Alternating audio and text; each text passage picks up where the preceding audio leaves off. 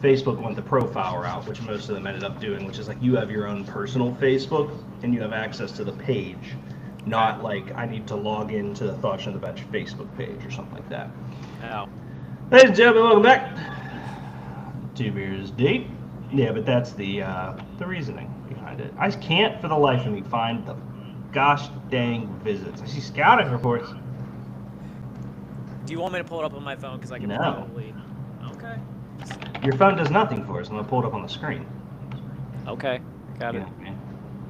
It's nice. Well, yeah, like, well, I could tell you struggling, so, like, I was at least going to offer something. The direction you put me in was wrong. No, I told you it was, if you go on the main page and you eventually find an article that talks about today's visitors or that day's visitors, if you click open it, it'll take you to the link for the tracker. Totally awesome. No visitors on the main page. Found the store one. Where's the... Well, yeah, I think Shador was today. So, like, if you go into it, it should have a link within the article for the tracker. All right, there you go. Let's see what you got, because it's... Steelers hosting Shador Sanders, Pitt safety for pre-draft visits. Mm-hmm. Shador Sanders is coming to Pittsburgh. Brian Back of the Pittsburgh Reporter.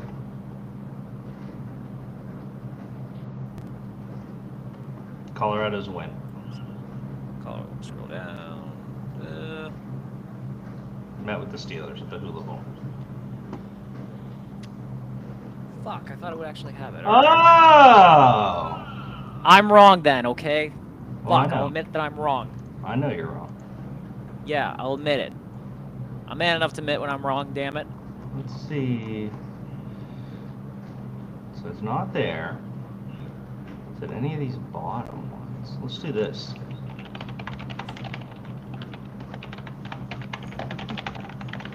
Live searching. I don't understand how they wouldn't just have it pinned to their page. Yeah, why they wouldn't just have it as like a link or something. I got you. Yeah, it doesn't make sense. We're trying to help, you know? Mm-hmm. Fair. Greg, how you doing today? Can't complain, man. Thursday, April, Masters kicking off today. What more can you ask for on a lovely Thursday? How about you, bud? How are you doing? We're good. We're alive. Yeah, Masters kicked off today. That was a good note for it. Got next week we'll do our show with Professor Ranking and LSAS back as they join us for our pre-draft show, and then 2 weeks pre-draft today you will be here for the draft show. Indeed, that is the schedule of events that it will be occurring. I'm interested to see Josh's kind of thought process in the pre-draft. We will be picking the teams tonight. Yes. And so let's get to a little bit of just generic sports talk to start. Then we can get to picking that, and that'll be the bulk of it, which is picking our teams and jotting them down for everybody. I don't know if we'll go the full 2 hours tonight, Greg. Just a heads up to you. We'll see how it goes. Might go an hour and like 15 or so tonight. Fair enough. I will not keep you if you got places to be, bud. I am simply a guest in the middle of your time. General sports talk real quick. This is something that I do want to get. I need to ask you one because I got like the text like right around the time this got announced from like in the one group chat. What the fuck are the Denver Nuggets doing? Yeah, they fired their coach. Now here's kind of the truth behind it all. I believe their ownership wanted to, because there's a couple components. The biggest component is that you don't normally, wink wink nod nod, fire the coach without the star player knowing. Now we say that knowing full well that like Mark Cuban said he didn't know about the Luka deal, so things happen. But most of the time you don't fire them. And again, Giannis saw Jason Kidd get fired and was mad about it, stuff like that. Right. I've heard a lot of people be like, well, I don't think Joker is the type of guy to step in there, but like maybe he wanted him out. But it's tough to fire a guy when he's winning. And so the interesting thing for them winning 2 years ago and, back to back, you need to find the right place and time to fire him. Now, if the Nuggets got into the playoffs with their head coach still attached to the team, we know they were probably going to go to another freaking final. They're a great team. If leadership wanted to fire him, they had to do it before the playoffs. And it sounds like they just really wanted to move on from the GM and head coach and fire them. I couldn't tell you for the life of me why. My guess is that, you squeezed all the juice out of the current team that you can. Like, what feels like 4 straight MVPs for Joker, back-to-back titles. It feels like they've been there for the past 6 years. I think that what happened is Mike squeezed all the juice and maybe rubbed some of the star guys the wrong way by, like, keep squeezing the juice. Joker doesn't really strike me as a guy that's in the gym every day. He's the best player in the league right now, but he doesn't strike me as a guy that's going to be like, okay, coach, I'll be there at 4 a.m. workouts. So.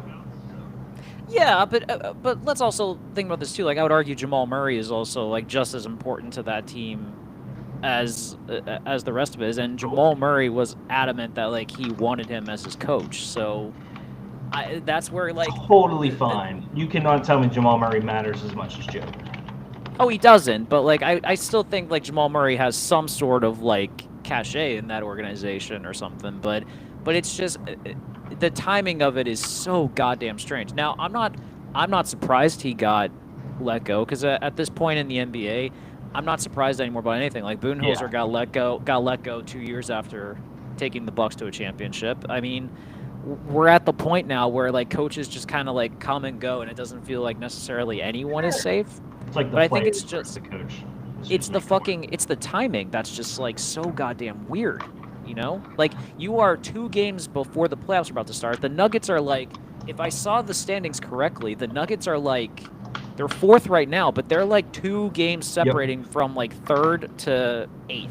So like, it is tight in the West right now.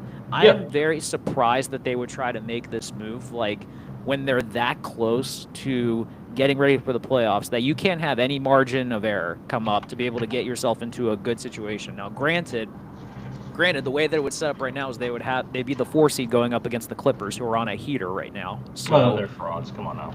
Well, man, they are. I'm just telling you how it is. The Clippers are on a roll right now. They might like get on a heater going into the playoffs, but it's just the timing of it just makes no goddamn sense to me that they would do this. And it's almost kind of like, I wonder if like the organization like looked at this and thought, okay, we know where this team's at right now. Do we see us beating the Thunder? Do we see us beating the Lakers? Do we see us beating the Clippers? Do we see us actually getting to a finals again where we will probably play the Celtics? And it's like, they didn't, and they want to go in a different direction. It's just, man, it's just, you have to do weird. that now before the team starts winning. Because if the Nuggets get in and they beat the Clippers, and then they go on after that and play, like, if the Nuggets got hot and messed around and won a championship, it's a lot tougher to fire the guy then. The other thing about Jamal Murray is he has to stay healthy. He's a great. Oh yeah, that's true. His knees been having like his knees had issues for forever and stuff. So that's fair. But here's the other point too. Like, if the Nuggets go on a run and get to the NBA Finals with their backup, with their interim coach, like, what are they going to keep their interim coach, or are they still going to like actually bring in the guy that they clearly want or something like interim for now? Sid says, on my 30th watch through of Bluey, and I'm losing my mind. Good evening, gentlemen. Hello, Sid. Good evening, Sid. Bluey, the Australian dingoes, really changing lives out there. Yeah. I don't know. I mean, to me, coaches almost don't matter in the NBA right now. Like, I know it's a crazy thought, but like, to your point, it's a player-driven league. The success comes from who's there. I think JJ's been great for the Lakers, but you can't convince me that, like, in the NBA, I would say strongly that the coach matters the least out of sports. Like, Pep in soccer could take a team that is bad and make them good. Mm-hmm. I believe that Andy Reid could take a bad team and make them good. I don't know if you could convince me that JJ Redick could take the Pistons and make them good. You know what I mean? Like, basketball's the sport where I think the coach matters, of course, but matters the least out of like the major ones. Well, I mean, like, is there how many coaches in the league right now do you actually like believe matter? The funniest part about it is I think it's a shorter list of how many coaches I can even name. Steve Kerr, Greg Pop when he's healthy, Spoelstra, and I'm looking at a list and I'm just going through guys I can name. I mean, Doc, Nick Nurse, Joe. I know of Jordi Fernandez now because of the documentary. I didn't know Budenholzer still. Like, I don't know. Like, I like Udoka. Well, that's what I mean. Like, I understand you listing guys and like just coming up with names. I don't believe in any of them. You don't believe in any of them. There's No. not like one or two guys on this list that like you say are like difference makers for their Steve team. Kerr, Joe Mazzulla. I think Nick Nurse has done a lot with a little, and I think Eric Spoelstra has done a lot with a little. That's fair. But out of those, I mean, and we have to give respect to Popovich. He's of a different breed. We do. He's kind of like a shadow government for the Spurs anymore with his health stuff, but like, it's fine. Yeah, there's just not a single coach in the league where I look at it and go, because I mean, for a while, dude, it was Doc, and Doc won one damn ring. That's true. If you win, in fairness, if you win a ring, you're probably always going to have some sort of job, no matter what. Like Budenholzer's always going to have a job, no matter what. Thibodeau, like even though he never won a ring, like he's probably always going to have a job just because of the fact that he rebuilt the Bulls into that 2000s team that contended every year, and now that he's rebuilt the Knicks, like that's just always going to be the case, no matter what. It's just, I find it so surprising that, or even I'll put it out here, like it's true that coaches don't matter, because think about this, like Monty Williams got fired by the Suns when after they went to the finals. He got a bag to coach for the Pistons, got fired after 1 year, and then Jimmy Bickerstaff took over, and now the Pistons are actually a playoff team. Yep. Like it's fair to say that I think coaching in the NBA it has to fall under the situation where it's got to be the right person at the right time. You can't just put any coach on any team and immediately expect success. So I'll give you that. Yeah, fair. That's fair. It's a fair statement, but it's just like man, like it's so strange that it's a team that is right now top 4 in the West, doing well, will probably get to. Is it safe to say bare minimum they should get to the conference semifinals? Yeah, like I would imagine. So. I think the Clippers are frauds. So yeah. Yeah, so it's just weird for me that like you're probably a top 4 team, and in a lucky bounce, like I think they could probably beat anyone on a lucky bounce. We don't know how good the Thunder are going to be in the playoffs. We don't know how good the Lakers are going to be in the playoffs. So like the Nuggets have just as good of a chance as anyone to make it to the NBA Finals, and then all bets are off at that point. But it's just the timing is just so goddamn bizarre in that case. Like I couldn't see that in any other sport. Firing your coach right before the playoffs start. No, and I don't see it like. One, especially the GM too. The GM who helped build that team too, which makes it even sport crazy. Has the opportunity to do that. Like you'll never see that in another sport. Basketball is the only sport where a team going into the playoffs goes, all right, we're not going to win this year. Fire the coach. That's fair. No, that's fair because there's in any other sport, like especially you do that in hockey, that's a bad juju sign because hockey's all about momentum. Like you need everything you can go in there. NFL. Do coaches matter in baseball? You know what I mean? I don't want to say they're worthless. They mean something, but like, that's a great question. You pick the lineup and you look at the road. Like for pitchers, and who's pitching, I'll give you that. They matter probably a ton, but is that the coach or the pitching? Like, I don't know. How much does a coach matter in baseball? You tell me. Well, it does matter because like you have to be able to see. You have to like game plan. You got to be able to build a lineup based on who you're going against. You have to pick situations about who you want to bring in to pitch against a certain lineup or certain. Now, when you say lineup, though, is that not a GM position? No, the GM like gets you the players, but the manager technically is the one that sets the lineup every day. Like the GM can have a say in like we want to get like someone like X amount of at bats or something like that, but the manager is the one that builds the lineup and all that. Yeah. So I would say the manager does have to have a role in here because he has to be able to make like small chess moves to get his team in the right advantage to be able to have the best outcome. Like he is the one that's telling someone when they want to get aggressive on the base pass. He's the one telling people like where to align in the outfield based on certain like guys that are coming up. So like there is something to it. I'm not gonna. There's definitely times where I feel like they don't do anything, but for the most part there is validity to like an MLB manager doing something. But I will say, if we're looking at the big 4 sports, yes, you cannot do that in the NFL for sure. Yeah. You might if like you're guaranteed that like someone You might if you think that like the offensive coordinator or defensive coordinator can do just as good of a job or something, but I find that hard to believe. If they're going into the playoffs, they would fire a coach. Yeah, yeah. And the other thing is I think playoffs matter in every sport more than basketball. Like, more times than not in basketball, the teams that should make the playoffs do, right? So, for example, looking at the standings now, like, yes, you could argue, because especially with the play-in, where there's 10 teams going now. So in the East, it's the Raptors, the Nets, the Sixers, the Hornets, the Wizards. None of those, maybe you could argue the Sixers, none of those should surprise you. In the West, it's the Suns, the Trailblazers, the Spurs, the Pelicans, Jazz. The Suns, obviously, very surprising. Big surprise. Have had their own issues there. Blazers, Spurs, Pelicans, Jazz. Those are the same teams that are always there.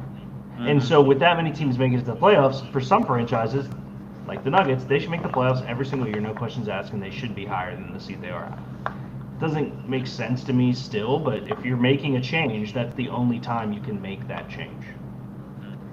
It's just curious, like, why now is the timing? I'm curious, like, what changed from, like, October to now that they decided, like, Mike Malone and the GM, like, weren't the right people for it. It's interesting. Yeah, it's I haven't really found. Now, Bleacher Report did an article, which I'll read out here, the 5 most likely reasons for it. Oh, okay. So ownership is one of them. Decision not made lightly type of thing. It's basically the vice chairman of Kroenke Sports and Entertainment, which owns the Rams, Avalanche, Rapids, and Arsenal Fund, provided separate statements and decisions to move on from Malone and Booth. Be more accurate describe them. So basically, he said the decision was not made lightly and was evaluated very carefully. And we do not only with the intention of giving our group, we do it only with the intention of giving our group the best chance of competing for a 2025 NBA championship and delivering another title to Denver. While the timing of the decision was unfortunate, as Coach Malone helped build the foundation of our championship level program, it's a necessary step to allow us to compete at the highest level. I think that's bullshit. Yeah. I think there's something going on there. And I would also be willing to bet you that Malone will probably be the head coach of the Jazz next season. Yeah. He feels like he fits. This says Booth's many misses. Tim Connolly, who left the Timberwolves in 2022, put together most of the championship caliber roster that secured the 23 title. That's fair. Booth deserves credit with a handful of solid moves. Their old GM. I don't know. I don't see anything there. Mike, his struggles they bring up as another one of just general struggles with injuries and the bench, and he deserves some credit for the 3-time MVP's development, truly a bursting 7 foot, and he always had plenty. However, we're now in the 4th year of a team in an abject disaster when Joker is on the floor. The team's just bad when Joker's not out there. The clash between Booth and Malone. Oh, keep going. Good. Well, I was going to say that's weird, too, because they also talk about, because Michael Porter has really taken a step back since they won a ring, and I don't know how much of that is injury. It's probably injury-related mostly, but it also, pointing out here, too, I'm pretty sure a lot of that Nuggets team got gutted in free agency, because usually what happens, guys get overpaid a lot after you win a ring. Yeah. The last 2 were that Malone and Booth just didn't get along, and that Denver simply isn't good enough. Good enough to win a ring? I think that they're not good enough when Joker's not on the floor type of thing. Okay. But, how often is Joker going to be off the court, though, during the playoffs? Not too much, hopefully. No, that's the point. And I'm going to find it hard to believe that even if Mike Malone is not there, I would still be... Even if Mike Malone's not there, I can't imagine that, Joker won't be on the court most of the time anyway. And, they could still probably get a run. If I remember correctly, too, they got to, they got to the conference semis last year, and they lost to either the T-Wolves or the Mavs. I can't remember which one. Mm-hmm. But I know they were the heavy favorites going into the West last year, and then they got upset by one of them. I don't remember which one. So... I don't know, but I think too. I want to say it was the T-Wolves. I think it was the T-Wolves too. Was it? It might have been because I think the T-Wolves went on a 3-0 run. Yeah. In the series, and then I think the Nuggets won Game 4, and then the T-Wolves ended up winning Game 5. T-Wolves lost to the Mavs, who lost in the final. Still crazy to me that we got Luka and they were in the finals last year. That's the way the NBA goes, man. Which, by the way, shout out to Shout out to at least like the Dallas Mavericks like communications or like arena team for doing that really cool tribute for him last night. Sure. And you could tell how like emotional he was and all that for it, which is pretty cool. And I saw he said he wasn't sure he was gonna be able to play. Did you see like the Gatorade ad with him that he was like, where he was like sitting at a bench like bouncing a ball between his legs, and the way he had like the towel set up, it looked like it was Trader. That was Sentinel took that. So I know you're kind of a Twitter guy. NBA Sentinel is an account that is supposed to be like NBA Central, but it tries to get people, and it's gotten some pretty historic gets over the year. Hold on, see if I can find an article. Okay, but that was such a cool like image and setup for that, if that was like the intent or something. Well, here, so this is NBA Sentinel's page, and it just posts random things to try to get people to bite. Right. And so let's do. What is posts? Was it an NBA Sentinel like edit or something that he did to like make it? No, but here I'll show you. So just in, Darvin Ham has emerged as the front runner to become the next head coach for the Denver Nuggets. They tag Windhurst and like try to get stuff. Ah, okay. And now Jokic's going to be the coach. That's funny. Let me see. Oh, here. Nico Harrison has filed a formal request with ESPN to confiscate all footage of Luka's 45-point performance versus the Mavericks, and then he tags Christie. Like, this account is unbelievably good. I love that JJ Redick said in his post-game conference that he's upset that Luka didn't drop 50 on him. That's pretty cool. That's how you know. That's how you know that a player like.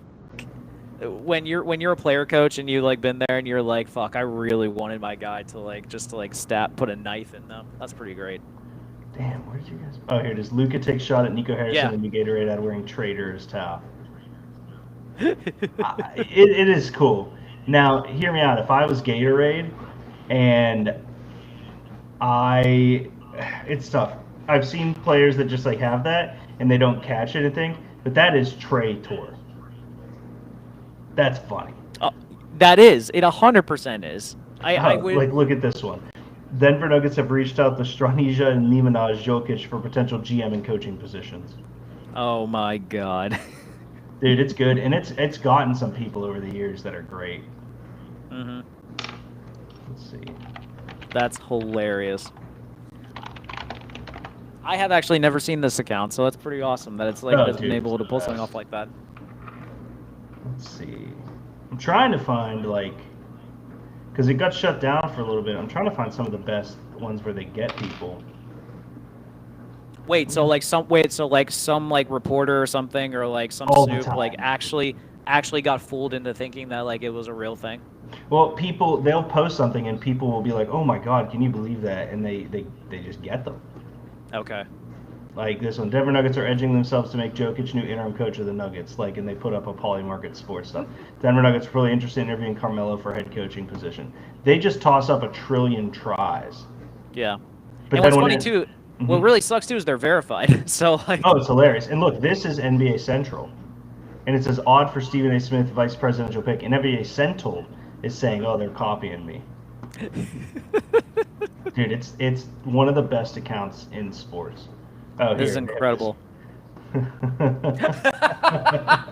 Have you seen this yet? Oh my God, I have not seen that. I said it to Sam Pinsley, my buddy who's a Grizzly. I said, dude, did you see this video? Is this real? It's so crazy to me. Yeah, Ja Wick. Kind of bad taste a little bit, but fucking hilarious still. But it's awesome. Fucking hilarious. Ja Morant on his game winner against Miami. Shooters don't hesitate. I saw a shot and handled business. Wow. But the Grizzlies are another team too, didn't they just fire their head coach too right before playoffs? Randomly out of nowhere. Okay. Randomly out of nowhere, and that's the guy. And honestly, that guy is probably, aside from Ja Morant, obviously, but a guy that's probably like one of the bigger reasons for that turnaround in Memphis, because Memphis was struggling after they got rid of that core of Randolph and stuff for a while. Breaking: NBA has launched an investigation into how Russell Westbrook is still in the league. He's ageless wonder, man. Averages a triple-double still. I love this account. Which, by the way, not to like veer too much off topic or anything, but like, is it fair to say that now that like Russell Westbrook has averaged a triple-double so many times, like after the initial run, are we now kind of at the point where we realize like James Harden should have won that MVP? No. What do you mean? The year that Westbrook averaged the triple-double for the first time ever. Yeah. And he's just consistently, he still averaged a triple-double like a few more times like afterwards. That doesn't negate that it was the greatest accomplishment of I know, but it's like, but it's kind of lessened it a little bit, hasn't it? Who else is doing it? I mean, fair, but but now it just like doesn't being even mad at the guy for inventing a backflip, doing backflips. Like he invented averaging a triple-double. Why are you mad at him for doing it now? Technically, he didn't invent averaging a triple-double. Oscar Robertson invented it. It's just no one's been able to come close to it. No, James Harden year was amazing. I think Russell's NBA loves a good storyline. Him doing it in OKC, being like the only one who did anything for the Thunder and all that shit was always going to there. Harden has had some amazing seasons. I think he's one of the best offensive players the league's ever seen. But I'm still going Russ. That's fair. It's interesting because like now he's been in the league for so long and he's averaged triple doubles that are just like the number wise like just don't even come close to what he was putting up during that historic season, but yet it's still a triple double. And I feel like it's just like glossed over entirely because of the fact that it's like they're lower numbers compared to what they should be. So like what was Harden averaging that year? Harden was like let's see. Harden was like 39-9, I think. So that's 2016, 2017 MVP standings. Let's look. It was 2016, I think. It was. I just looked it up. Okay. So let's see. So Russ had him in points. Obviously had him in rebounds. Did not have him in assists. Had him in steals. Harden had more assists average that year. See, that's surprising. I would have not expected Harden would have more assists. Dude, he's one of the best offensive players ever. Yeah. Shooting. That's expected. That's surprising, but expected. Fine. Yeah, I mean, for me, it comes down to the fact that points and rebounds were higher, even though assists were great for James Harden. I would have totally expected Harden had more points, honestly, than Westbrook. That's very surprising. When the crazy thing is, too, look at minutes played. Russ had less minutes played per game. That's just efficiency in that case, then. Yeah. That's very impressive, if that's what it is. And I don't disagree with you that James had one of the best seasons. Like, James Harden had an amazing elite season. I just think Russ had a better one. And also, like, didn't the Rockets go farther in the postseason too? I think the Rockets. But Yeah, MVP Rockets. I think is a regular season award. Yeah, it's true. That's very true. Yeah, I'm pretty sure like the Rockets got to like I think they got to the Western Conference Finals that year or something like that. But yeah, I'm pretty sure Oklahoma City. I think Oklahoma City made it to the playoffs, but I think they flamed down like the first round or something. So. Yeah. But you're right. So regular season MVP. Pirates suck. We're 5-8, baby. Our offense is terrible, but our pitching's okay. So is our defense.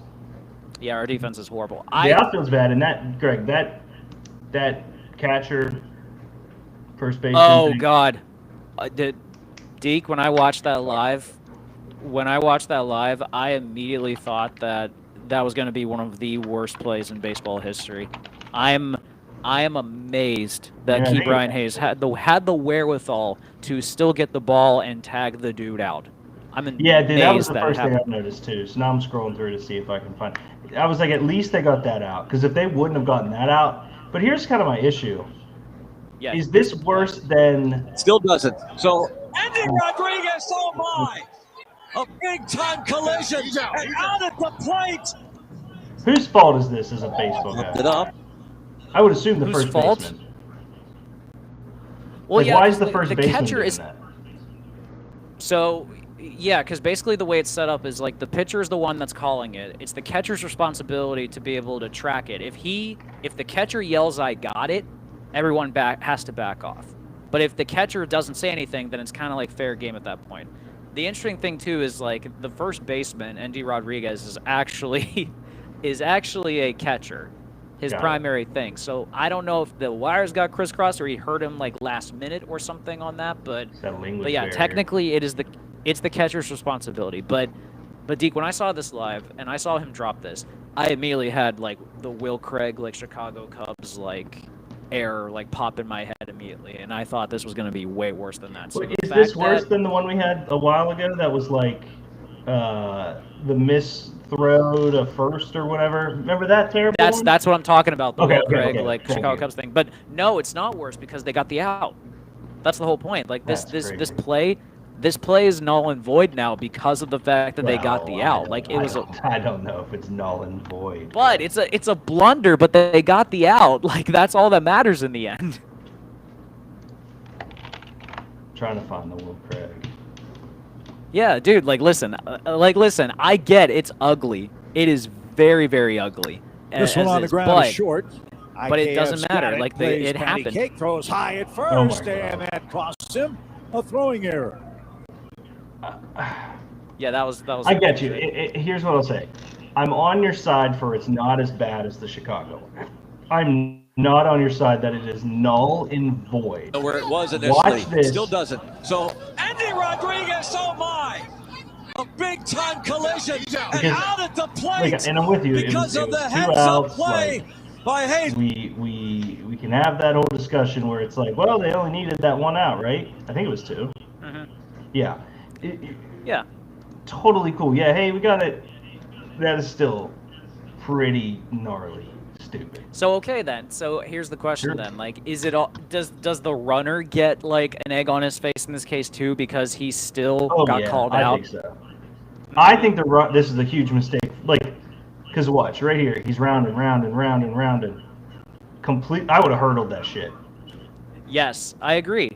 No, like, and that's why I'm saying, like, it turns out to be like a massive blunder, but still, it also shines a spotlight on how great intelligence Brian Hayes has to be like, oh fuck, let me get the ball and tag the dude out. Not enough intelligence to avoid that, but enough intelligence to not get in the middle of it. So I do like. It evens out. It evens out, man. Like that's where we're at then. That's why it is. That is why I say it is null and void, because it was a bad play, but it was also a heads up play as well. Maybe. I'm telling you, that is where I'm going with this, and that is where I'm staking my claim to. My buddy looked at me and said, "Oh, the Penguins got eliminated from the playoffs," and I said, "So did the Pirates."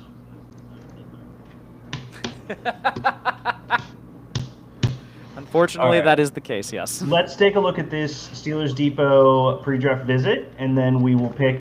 What I keep referring to is that next week we're going to have Elsas and Austin the ranking, Moorhead on. All of us, which I guess I should grab a piece of paper, are going to have a team in each. Oh, yeah, 3, 2, 1. Wow, we didn't do that. Yeah, Sean. It's because I'm not drinking. I should have got a liquid death. Good point. I just didn't want to pick up beer today. Okay. So I got my little water bottle. We are each taking a team from a division, or from all 4 divisions. And that'll give us each 8. Yes. Math. We will find out those teams tonight, and we will see how much research they do. For the time being, though, let's take a look. These are all of the players per our friends at Steelers Depot that have made visits. To Greg's point earlier in the show, a lot of the visits come from guys who would be day 2 lower because we don't have a second-round pick. And so a lot of these guys I love. So let's just kind of go through the list. And for each name, we can be like, this would be the 3rd round, this would be the 1st round, because I think a lot of these are going to be a little bit later. Let's talk about the quarterbacks here first. I'm not surprised by this. I am surprised, and I don't know the logistics, a little bit by no Jalen Milroe. I know that they've loved him in the past. They talked to him at the Combine. So that's the only call that I have for this class, Greg. Yeah, I also noticed too, no Will Howard in this either, Yep. which I've heard that they loved. I'm curious if maybe because I know that they went to Bama and Ohio State's pro days, like both Tomlin and Con, so maybe they think they don't need to bring them in for the visits, perhaps. But yeah, it is kind of fascinating that neither of them are on this list. I would say like Howard would probably be 3rd, 4th round at best, and then Milroe we have touched on this. Like, there is like a small chance Milroe might be the first round QB. I don't know if him not being on the list kind of deters me from that mindset at all, but it is kind of interesting that based on this list, the only first round QB I would say on this list is Shedeur. Okay, I mean, I'm in the camp that Jackson Dart goes round 1. I love Kyle McCord. I think Tyler Shuck is a really cool name to look for, and probably the most, whatever they use the nomenclature of pro ready. I think Kyle McCord has one of the best arms in this class. I think the dude can straight up. You've been sling. adamant about that for a while too, so I'm with you. He's just a beast, man. Do I think he's going to be the best college or the best NFL quarterback ever? Of course not. I think he needs a ton of work. But the dude went to Ohio State, then over to Syracuse, threw for over 4,000 yards. He's great. Shuck, I understand he's older. I don't understand the sentiment of hatred that like Dre has toward him, calling him a grocery bag guy. Like I don't know, if he was in the league right now at his age and he was killing it, we'd be okay with it. But because he's just coming in from college, we have issues. I think Dre, in fairness, is probably using the Brandon Whedon and like Chris Wanke comp in that sense. They're just kind of lazy though. It is, but it's kind of valid to the degree because like any older quarterback that gets drafted like usually ends up not succeeding. I mean, it's unfortunate, but like we can only look at history to kind of give us an idea of what to look for. So, and I think also like the logistics of it too is if you draft Shuck in the first, you get 5 years with him. If you decide to pick up his 5th-year option, he'll be 30 when he's due for like a big money extension. And I unless he kills it like so far, like I'm surprised anyone would be willing to give like a big contract to him like that right from the get-go. But I don't know. Like I'm with you. Like I see your love for McCord. Like I've watched him play like big dude, pro style offense, like slung it around at Syracuse, and I think there's talent there. But I am going to stand by my statement that like if it's first round prospects you're looking at, like to me Sanders is the only one. But that's just my opinion. Yeah, I mean if we're being honest, is Sanders even a day one prospect? I don't know. But yeah, I think Sanders is the guy. I think Dart's the guy that's in there. I think Shuck and McCord are much later in there. But if Sanders falls to 21, that'll be the quarterback for the Steelers. Looking at the running backs, it looks like we will be drafting one, which is good. A lot of guys in here that we really like. Not a single name that we haven't talked about, which is cool. But Giddens, we both have discussed. Hampton is quickly becoming a round 1 running back. Dylan Sampson, I think I'd put him at, I believe, 4 or 5 right now in the class. I love the kid. Yep. Tootin, you love, home run hitter type of guy. Ollie Gordon, an MVP or a Heisman candidate a year ago that came in and did absolutely fuck all this past year. Jaden Blue, a guy that Kazora recently mocked us having and we weren't too excited about. Caleb Johnson, the Melvin Gordon prototype S guy. And then RJ Harvey, a bit smaller but compact runner that we like as well. Another good name. Yeah, no, I think this almost guarantees we're taking a running back. It's just at what point we're thinking. I know you are not crazy about the idea of taking Omarion Hampton in the first round, but no. The more I think about it, man, like if based on how the board falls, I am more than okay with taking him. I really am. I like the talent. I do. I think that I understand that, like, it feels a need and all that, but like I think that the way that I think he's just a more pro-ready type of running back that can fit the type of offense that we would run with Arthur Smith. And pro-ready was Najee? How pro-ready? What up, Hunter? How pro-ready was Najee Harris? I would argue Najee Harris was as pro-ready as a running back can be. He was. The only thing that worked against Najee is the fact that he had a horrible offensive line to work with his first couple of years, unfortunately, which held him back. Yeah, fair. Yeah. My issue with Omarion Hampton in the first is that he's somewhat version of the same prototype. I think he's a little faster, probably. I mean, Najee looks like he's pulling a wagon. Yeah. It's the same thing that I have for a couple different teams. We have so much we need. Running back feels like a little bit of a luxury, but to the point you've made in the group chat, a lot of the guys we would get at round 3, 4, 5, 6, 7, kind of our Jaylen Warren types. Right. I mean, like, and in all seriousness, like, I understand you're not crazy about him, like, for us in the first round, but do you consider Omarion Hampton a first-round talent? Yeah. Yeah, so like for me it's like if the talent is there and he's on the board, like it's hard for me to pass up on him, especially when he does fulfill a need and the talent also matches it as well, as Dre likes to point out as well. But like I think it's there. I really think that it's there, and I'm okay with it if we go first round with him. Yeah, I guess my issue with a lot of these names, I would love Samson, not in the first. I would love Hampton, not in the first. I would like Caleb Johnson. I want to like Jaden Blue. I like Giddens. I like Harvey, but in like the fifth. And man, do I want to love Ollie Gordon. You can't tell me people forget to be good at football. That being said, he's like a fourth rounder for me right now. So I think later. I think later for Ollie Gordon, honestly. Sure. And by the way, something about Jaden Blue, he strikes me as a guy that came out way too early. Mm-hmm. Does that make sense? Yeah, he should have gone back. It doesn't really make sense. Yeah, I think if he went back to Texas, like he was clearly going to be the number one back there, and probably would have put up like really good numbers on a team that would have been competing for a national title with Arch Manning as your quarterback. It's kind of weird to me that he decided to come out. Like if he thinks he's pro ready, okay. Like he has the speed. Don't get me wrong, but I don't know, something about him. Like I think he's a little undersized. I think he's going to be very scheme specific, whereas like some of these other backs I feel like are going to thrive no matter what type of system you put them in. So yeah, I don't know if he fits the Steelers in that terms, by the way. I think that's fair. Yeah. All right, let's move on to wide receivers here. Peyton, love you, Hunter. We got Jalen Noel, Savion Williams, Jaden Higgins, Matthew Golden. I guess it is a good thing, Greg, that I repositioned my stance on these guys from Iowa State. They are coming out in full force. For me personally, the ranking would go Golden, Higgins, Noel, Williams. That's kind of where I'm at too. I think Golden is the only first-round talent receiver we have. Higgins is that 6'4" big body receiver that I think would be a really good addition to this offense. I also like Jalen Noel. He's a little undersized, but he's like a really good slot receiver that I think would fit very nicely on this team.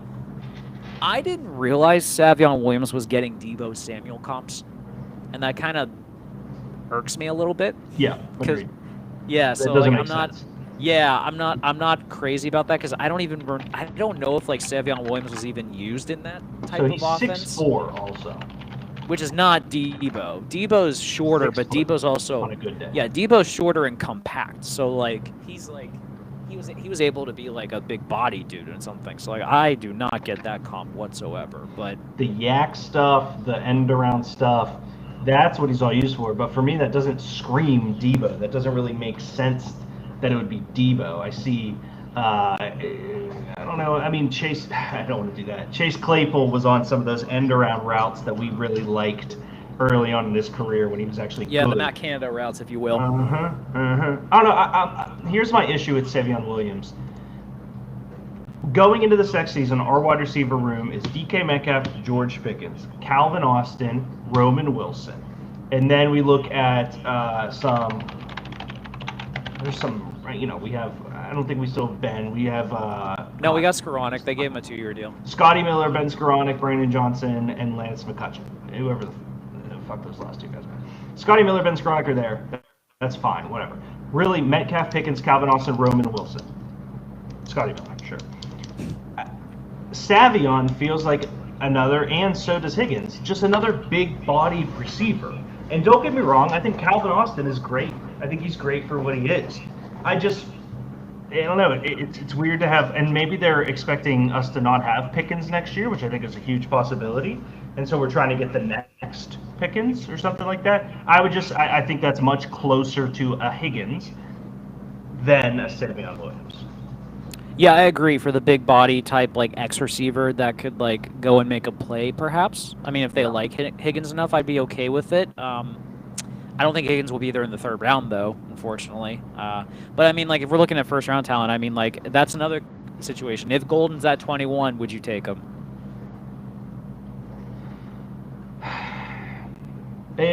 It's tough for me too, man, because the answer Because is you yes, love Matthew but Golden, I so, love like- Matthew Golden. It's the same thing I'm going to say as a running back. This is a deep wide receiver class, not necessarily talent-wise, but name-wise and ability-wise, and it's a pick-your-poison type of guy. Matthew Golden is the exact receiver the Steelers need. He is exactly what we need. Who's throwing the fucking ball, Greg? Yeah, that's fair. I'm still saying that we sign Rodgers, but if we're really in a position where my source is about to be a liar. If your source turns out to be a liar, can How like ties. put him on blast? Absolutely. Next up, let's go to the defensive tackles. I believe this was the most interesting part for me, Greg. One of these guys is first round. Yeah, like I noticed that too, because he was a very recent guy that they brought in too, which is very surprising. Yeah, like in terms, they were only bringing in like day 3 guys, and I was like, are they not prioritizing this as much? Because like if you No. remember correctly, Oh yeah. if you remember, Tomlin was like all over like the defensive tackles during the Senior Bowl. So we kind of like, and that's another clear indication. It's like, oh, if he's like prioritizing this position group, like you have an idea of what he's looking for. But yeah, Harmon's the only first round talent that they bring in. And full disclosure, in terms of the guys that are on this list, in terms of defensive linemen, I've seen nothing but very good things about Yaha Black as like a late guy. I like Joshua Farmer. He's a very athletic type of defensive lineman that I think would fit. And say what you want about Shamar Stewart, but like he's got talent. We could see what goes from there. But yeah, it's very.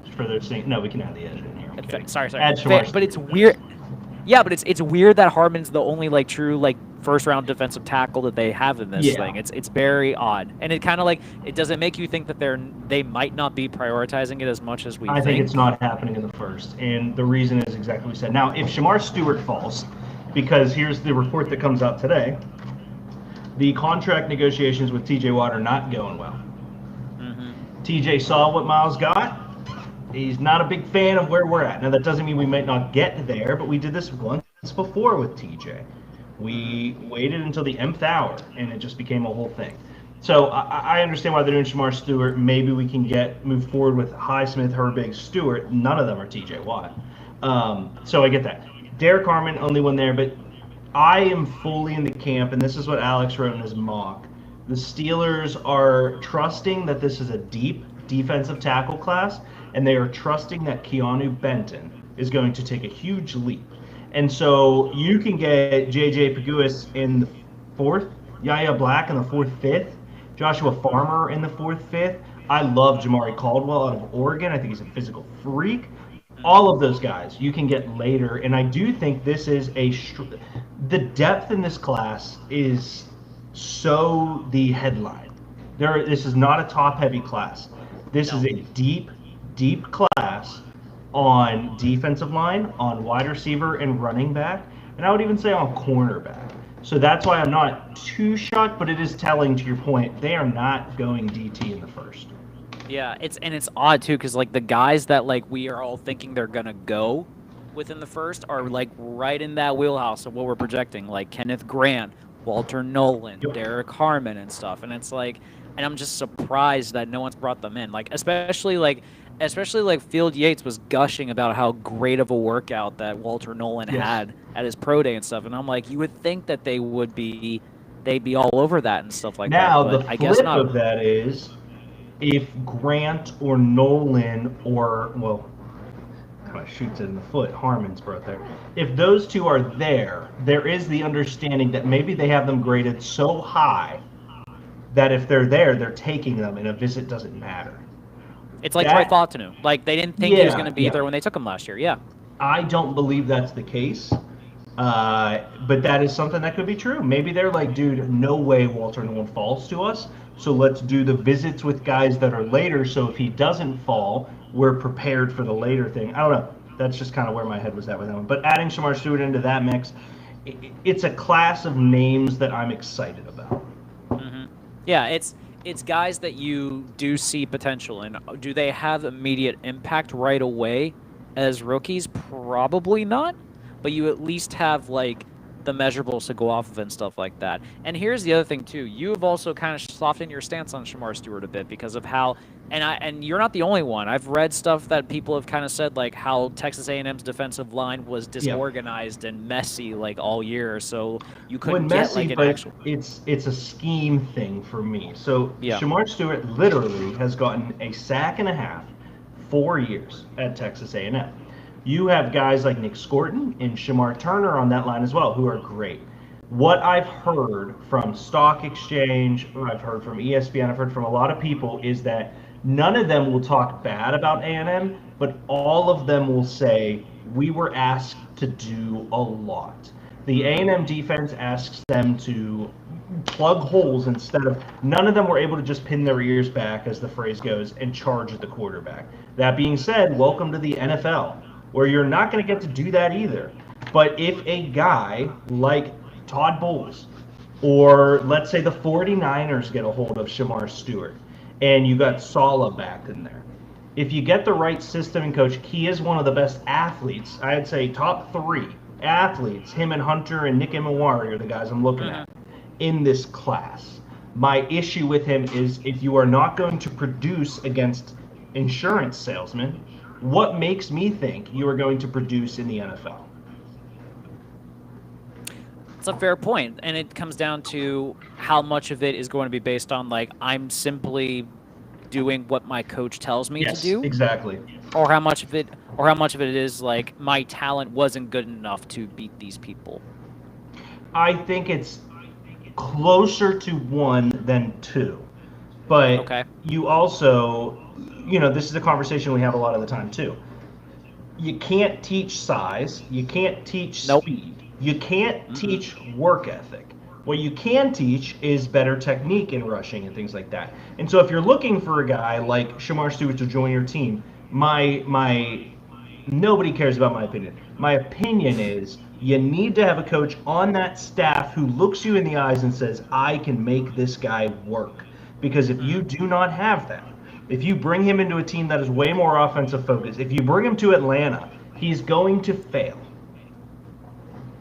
That's another great point. You need, and full disclosure, Atlanta needs a pass rusher in the worst way. Yes. But they need a pass rusher who already has the coaching mindset down of knowing what to do. That's kind of why, that's why Mike Green's kind of like a popular fit for them, because Green already knows how to pass rush, and he's already put up numbers. He knows what he's doing, so there's not like ample coaching you need to do. You do need to put him in you need to put Stewart in a situation where like you have elite defensive coaching, but you maybe need to pull it out of him a little bit more to get to understand what to do with the athleticism that he has. Yeah. All right, let's look at these secondary guys together in a group. We got A.T., Trey Amos, and Nick Emenwari. Nick Emenwari was Alex Kazora's pick for us in the first round. So interesting there. Thoughts on these 3 guys coming in, Greg? A.T., when I first heard him like blow up the Senior Bowl and stuff like that, I was kind of like whatever, because like I just assumed it was another like long, lanky corner that like was raw and was going to need a lot of work to be able to figure out like that. I've softened my stance a little bit on him. Like I think he's good. My concern with him is that his experience is not as high, because I think he just started this year and is still a bit raw. So like I don't know, and he's young, I'll give him that. But like how much do you plan to trust him right away with an NFL defense? So like I would hope if they are targeting him, it would be late. I would not want him in the first round. That screams already burns to me. Trey Amos I really like. I think Trey Amos is like can be a very good press corner in the NFL. I think he's very physical. I think he's athletic as hell. I think he can keep up with receivers and I'm in this league right now, so I would be very happy if they got him. But Nick Emenwari, and we've touched on this too. I will say this until the sun comes up, that Malachi Starks is the best safety in this class. I will not jump off that stance at all. But what I will say, they are different safeties. Malachi Starks is a free safety. He is the center fielder. He's the dude that is going to make plays for you. Yep. He is an extremely intelligent safety and super athletic. Emanwari, on the other hand, is an athletic specimen that blew up the combine and is also a box safety. And especially in today's NFL, and this is kind of like, I've gone back and forth on this with regards to like, you know, like the how much you want a game plan for today's NFL, where like, you know, how slot corners have become like all the rage and how you have to like apply to that now. Yeah. And now the logic is you want a bigger safety that can contend with elite athletic tight ends in today's NFL, Yeah, which is fair. yeah. Which is fair. But Emanwari, and it's the same thing you just talked about. You can't teach size, you can't teach speed, He had you a can't 10 teach work for that ethic. score. But it's like, He had a 10 out of 10. yes, it's like that is special athleticism. And here's the other thing too. He's not a half linebacker safety. He's a safety. He can play corner, but he's a safety. No, that's the other thing I love. If this was like a few years ago, I would have said that this was an Arizona Cardinals dream pick. Yeah, it's because Isaiah like they would have Simmons, like but just smaller. put him. He's Isaiah Simmons, but like the difference is like no, there is no confusion about what he is. He is a box safety. And that's something that I appreciate because he's an elite athlete who has a specific position and knows what to do. There are like videos of him at South Carolina coming up into the box and not being afraid to tackle at all, which is something that like I think is lost on in a lot of defensive backs in college, of being willing to come up and tackle and go towards the legs. Okay. If they do decide they want him in Warrior, and that is a sneaky need for this team to get another safety. They've done a very good job like getting a lot of safety depth, especially in free agency. But Deshaun Elliott's contract's up. Like, and I mean, we love Minka, but like they got to start getting some more youth in that secondary ready to go. So, oh, that's sick. Well, so we have the wheels up, Greg, because right now what we're going to do to close out the show, we are going to pick everyone's teams. And so for the wheels to work, I need to, because I got all these tabs of wheels. Yeah. So I'm going to miss this. So if someone comments, I apologize. But okay, this is how it's going to work, Greg. We're going to pick the person. Okay. And then we'll go in and pick AFC, NFC. Okay. And then North, South, East, West. And whenever it clicks there, and we're going to keep all these in there, we'll go here and we'll just add in. I shouldn't mess up that one, I don't think. We'll add in the 4 teams from whatever it lands on. Okay. And then, I like it. Then what we're going to do is we'll stick for that person and just do all of their teams. I think that works. Okay, I like it. I think that works. We'll adjust on the fly. It's cool. Awesome. Amazing. We're picking LSAS's teams first. So I got this wonderful technological piece of paper. 1, 2, 3, 4, 5, 6, 7, 8. All right. So remove him there. We're going to start for his 4 teams in the NFC. All right. Okay. We're going to keep that in there. Josh's, and yeah, okay, this is working. So NFC. I like this. West. All right. Wow. So that is the Niners, the Rams, the Cardinals, and the Seahawks. Okay. I guess we should just do the fucking division, the teams, right? Yeah, we might as well because you have the teams up at the end, so it's all right. Well, yeah. So LSAS gets the first pick for the division then, and then we'll go back to the. And then we'll go back to the names. Yeah. Then we'll go back to the name, and then we'll like see who they get. All right, I like it. All right. So yeah, names are we just did it out of order. We needed these 2. It's all right. And then we get here, and then we go here. So I'm going to add LSAS back in. Okay.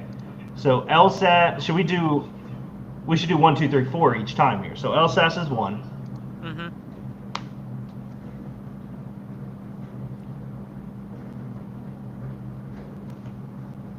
I'm 2. Right. You're 2. I need to redo my paper. Hold on.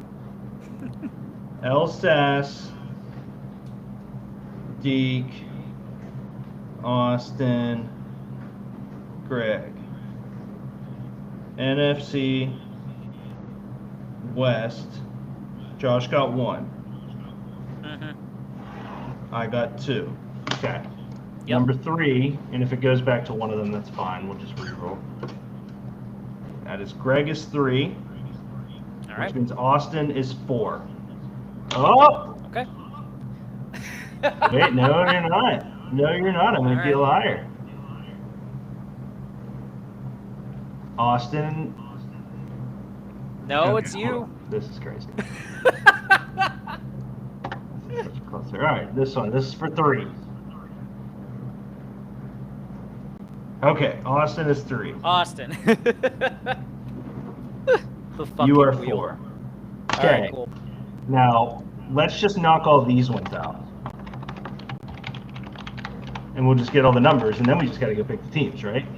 Yep, that's what we'll do. So now we need NFC or AFC? NFC, Yep. North, South, East, West. And we already did West. Oh, fuck off. Okay, we already did West. This is East. Okay. This is East. Yep. Here, let's Now just we got the knock names. out. Okay. Hold on. Let me do my Alright. thing. All right. I got a thing now. Elsa, damn. So he gets first team. I mean, we're in a flow now. We are.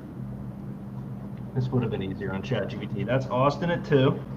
You. In fairness, you love the wheel. So I love the wheel. and the wheel's awesome.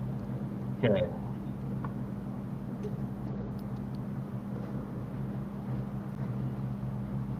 Whew.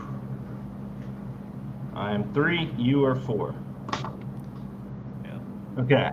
It's two times I've gotten cucked. All right. Well, I mean, you don't get to pick. I know. Fair. Yeah, we'll remove East for now. All right, NFC. We're just doing the full fucking NFC. NFC North. Which means the next one is South.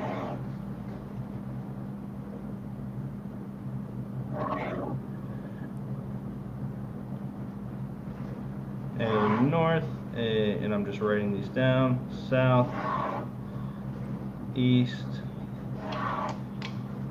West. I don't know why I did it this way. All right. This is the NFC North order.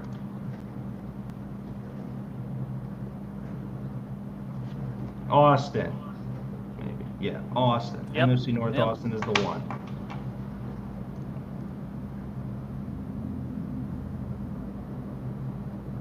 Greg, 2. All right.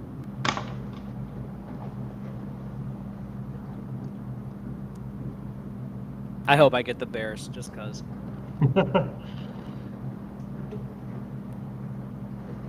3, and Josh is 4. All right. Whoever gets the Vikings is gonna have an easy time. So this is for the NFC South, because the last one's here. And then we're going to teams, so we can do some teams, and then we'll go back. All right, cool. 1.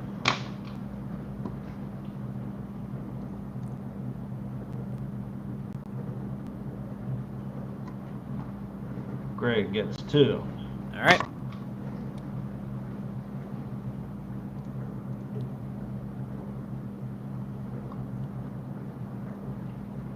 Austin 3, Josh 4. All right.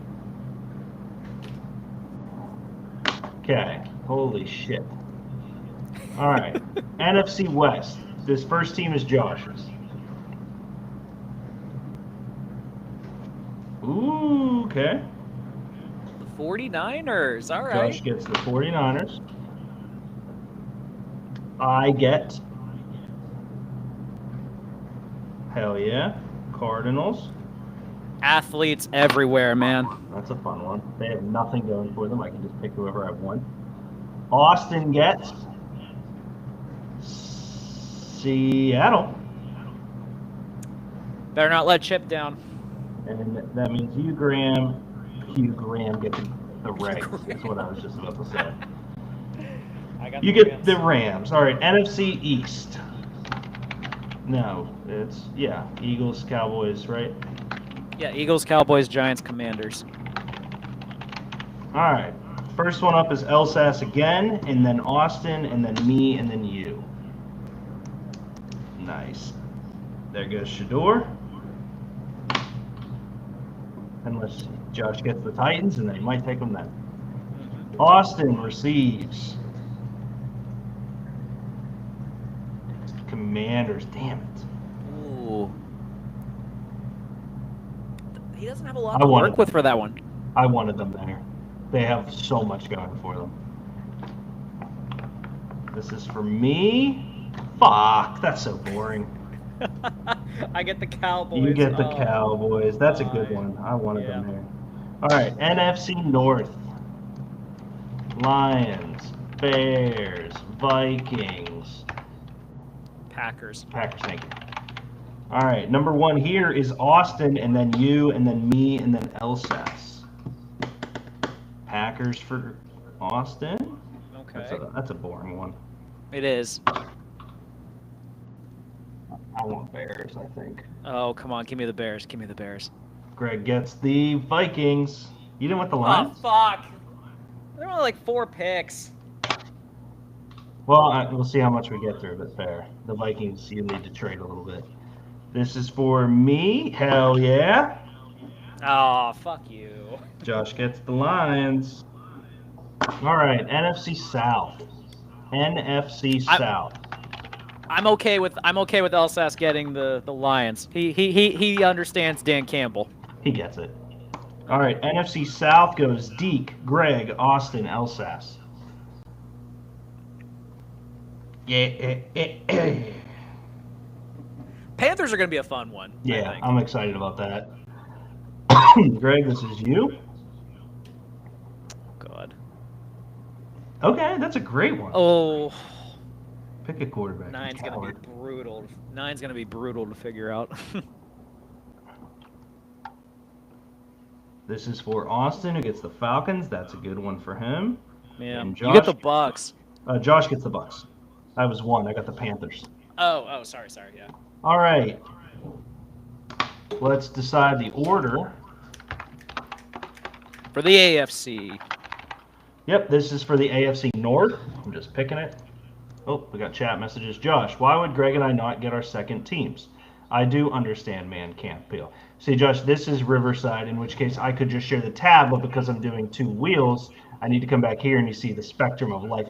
You don't get your second teams because that's not how this works. It's random, man. Just enjoy the chaos. Austin gets the first pick for the AFC North, quote-unquote first pick.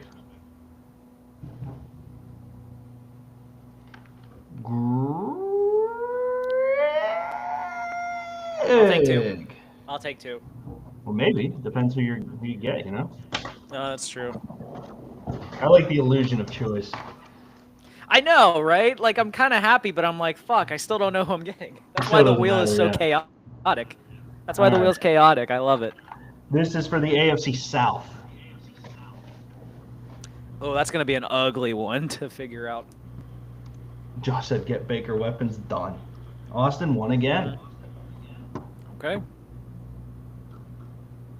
Yes, Josh, it is better to comment on there. Traditionally, I'd be able to pull it up and see it. And so you see the comments over here, and I'm able to, and you can do stuff like this no matter where it is. You can go on YouTube. It doesn't matter to me. It all comes into the same feed. The only issue is the wheels we're doing. I'm just doing a whole screen. Okay, this is for number 2 of the AFC South. It goes to Elsass. Pick number 3 for the AFC South goes to your boy, which means Greg gets 4. All right. Let's move on to the AFC East. I really hope I don't get the Texans. They're a fucking mess. Oh, I hope I get them. O-line, baby. I do like some of their guys on their line. Josh gets one in the AFC East. Okay. Oh, okay. I thought it was me for a second. I was like, damn. That is a Greg, number 2 in the AFC East. Okay. Okay.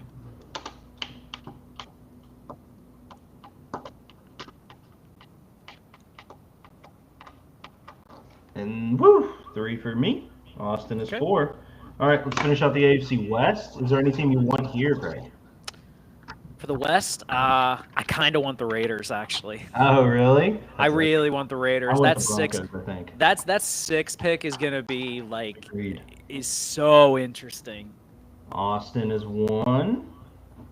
Austin has 3 1s here. Red is the color to be. Apparently.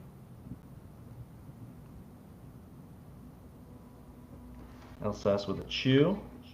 Okay. Down to us, Greg. I do like this better than us getting to pick 2, just to say, because I want us to have a week to prepare. True. Yeah. I mean, like we're gonna have to look at depth charts and then also like get an understanding of what we're thinking. All right, let me do this. Let me stop sharing. Now I can just share the single wheel. And then I can come back and see your comments as you like, Josh. All right, AFC, let's do the AFC North last. Make it a little fun. AFC West, Chargers, Broncos, Chiefs, Raiders. This is AFC West. Austin is 1. Give him something different. There we go. That's a good one for him. Chargers. Okay. Okay. You can't have all the fun. This is for Elsas. Damn, Broncos. That's the one I wanted. Get Bo some help with it. So, this is for me, Greg. You want me to get the Chiefs? Who here is drafting an O-lineman? The Raiders. So wait, I got the Raiders or you got the Raiders? I got the Raiders. You get Oh, I got the Chiefs. Yep. Hey, I'll trade it to you for the Cowboys, maybe. Let's go to the AFC East. Bills, Dolphins, Jets, Jets. Oh, I want the Jets. I want the Jets. Don't do it. Patriots. Is it Patriots? Okay. Yep. Man. My brain broke. This is a lot happening at the same time. Yeah, Number 1 goes to Elsas, who gets the Jets. That's fun. Aw, man. That's fun. Josh so far is 49ers, Giants, Lions, Bucks, Jets, Broncos. He has the best Lions so far. So that's a fun mix he's got. It's a great mix. A lot of teams that are building with promise. Bills go to you, Greg. Yes. That's a fun mix. This to me is the best division for us. This will be my team. Stop. Let's go. Oh. Dolphins are a tricky team to figure out. Austin gets the Dolphins. Welcome to the Patriots, Mason Graham. AFC South. Come on, Titans. I want you to get the Titans just because. I want Josh to get the Jaguars. Yeah. Number 1 is Austin. Give him the Colts. Damn it. Oh. Jaguars go to Austin.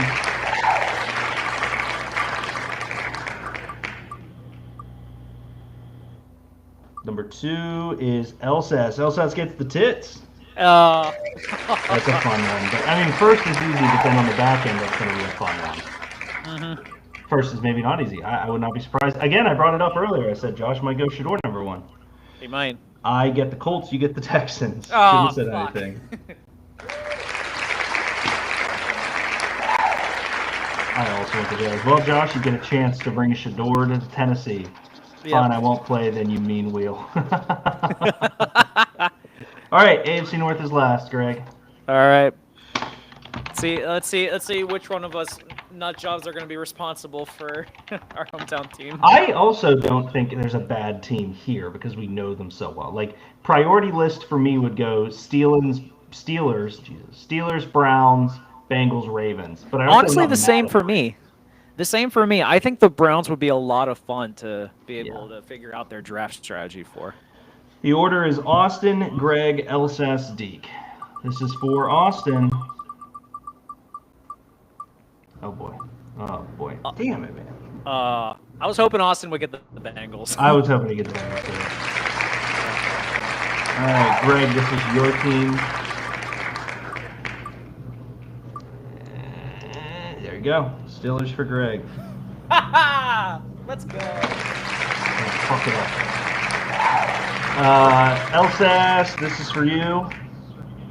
Looks like it's going to be the Ravens, which means I get the Bengals. Ooh. All right. So Josh's teams are the 49ers, the Giants, the Lions, the Bucks, the Ravens, the Titans, the Jets, the Broncos. Austin has Seahawks, Commanders, Packers, Falcons, Browns, Jags, Dolphins, Chargers. Greg has the Rams, the Cowboys, the Vikings, the Saints, the Steelers, the Texans, the Bills, the Chiefs. And I have the Cardinals, the Eagles, the Bears, the Panthers, the Bengals, the Colts, the Patriots, the Raiders. I actually love mine. I love the Patriots. I love the Raiders. I love the Panthers. I love the Bears. I love the Cardinals. I love the Bengals. Eagles and Colts are fine. Yeah. No, my list is wild. The Cowboys are going to be fun. I'm excited for the Steelers. The Rams are going to be interesting. Bills I like as well, but the Texans and the Vikings are just ugly to me. They are, but you got to figure it out. Yeah, I know. That's the job. Chiefs and Saints are kind of boring, honestly, but we'll see.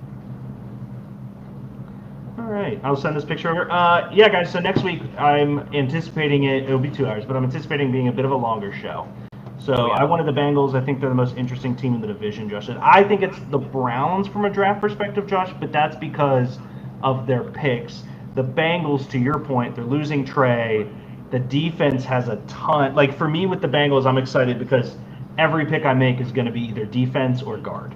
Like, yes, that's kind of where I'm at as well. Like, and I have Chase Brown in Dynasty, so I'm not taking a fucking running back.